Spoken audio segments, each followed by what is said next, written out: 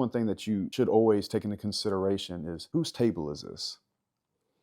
Who is the focal point of attention? Whose event is this?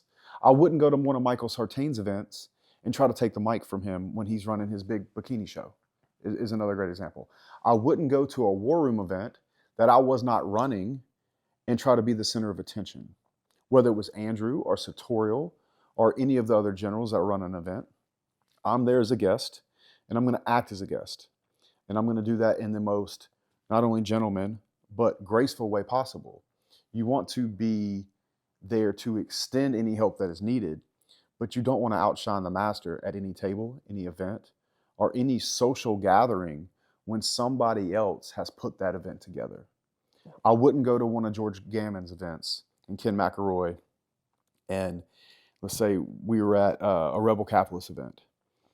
I wouldn't try to strut around there like it was my event and people were there to see me. They're there to see George. They're there to see Ken. They're there to see Jason Hartman. I'm simply there as their friend.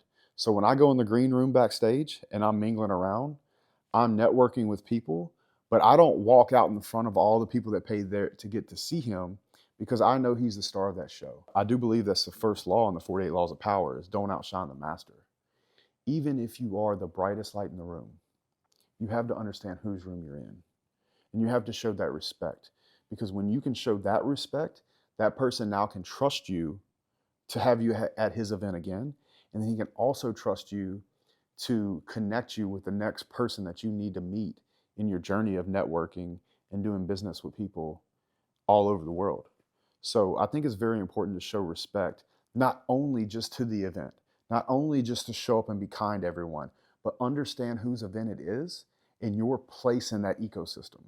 Because if you can do that, you can be trusted to go into other ecosystems and not think that you're the star of the show. You don't want to be arrogant. You want to be grateful and you want to be graceful.